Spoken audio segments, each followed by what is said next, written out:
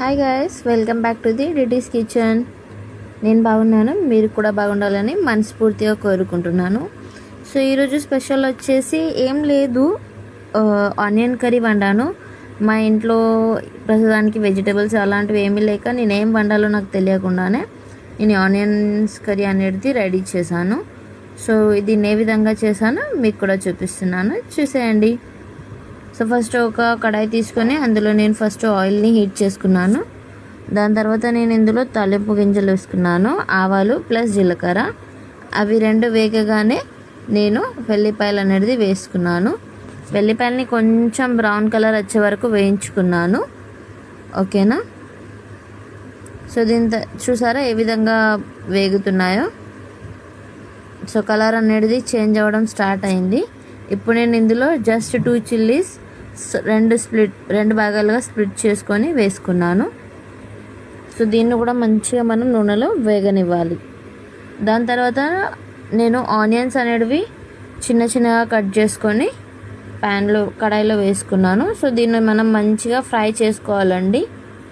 ఆ పచ్చిదనం అనేది ఉండదు, కొంచెం బ్రౌన్ కలర్ వచ్చే వరకు మనం మంచిగా దీన్ని వేయించుకోవాలి.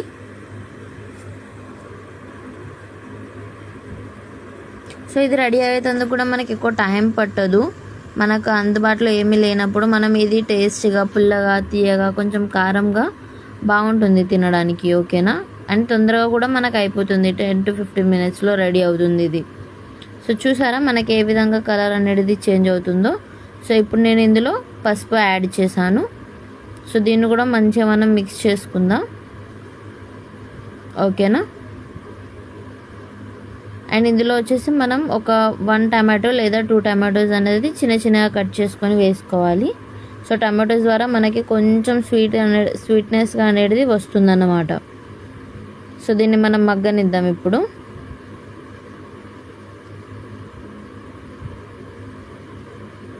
ఇందులో నేను ఇప్పుడు సరిపడంత టేస్ట్కి సరిపడంత సాల్ట్ అనేది యాడ్ చేస్తున్నాను.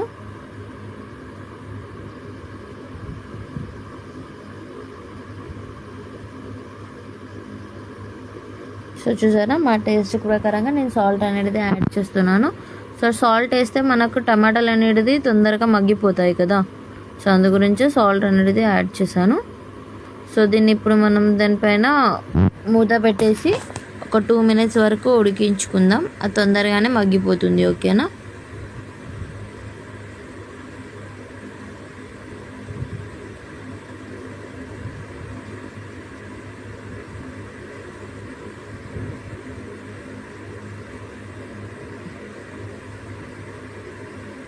సో చూసారా టమాటాలు అనేవి మనకి మగ్గిపోయాయి.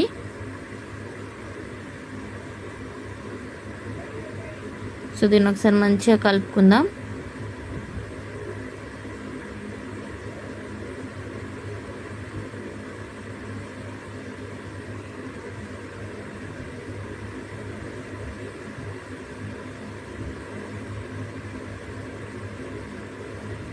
సో దీనిలో టేస్ట్కి సరిపడంత కారం మరియు కొంచెం కిచెన్ కింగ్ మసాలా అనేది యాడ్ చేస్తున్నాను టేస్ట్ రిలేటెడ్గా. సో దీన్ని ఇప్పుడు మంచిగా మిక్స్ చేసుకుందాం మనం.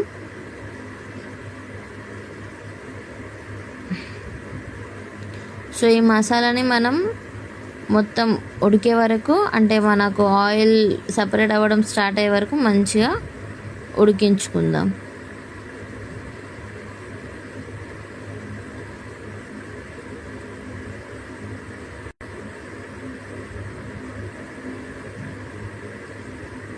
సో చూసారా ఆయిల్ అనేది సపరేట్ అయింది. నేను ఇందులో కొంచెం చింతపండు రసం అనేది యాడ్ చేశాను. సో మనకు అనేది పుల్లగా కూడా ఉంటుందన్నమాట కర్రీ.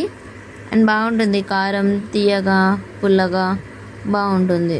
సో చూసారా ఇది ఏ విధంగా నేను చింతపండు రసం అనేది పోసాను. దీన్ని కొంచెం సేపు బాయిల్ చేస్తే మనకు అనేది ఆనియన్ కర్రీ అనేది రెడీ అవుతుంది. సో ఈ వీడియో మీకు నచ్చినట్లయితే ఒక లైక్ చేయండి, షేర్ చేసి అండ్ అలాగే సబ్స్క్రైబ్ చేసుకోండి. అండ్ మీరు కూడా ఈ కర్రీని ట్రై చేయండి, మీకు కూడా చాలా అంటే చాలా బాగా నచ్చుతుంది. తొందరగా అయిపోతుంది అన్నమాట. మనకి ఎప్పుడన్నా బయటకు వెళ్ళేది ఉన్నా కూడా ఈ కర్రీ అనేది తొందరగా చేసుకొని మనం ఈజీగా వెళ్ళొచ్చు. దీన్ని మనం వేడి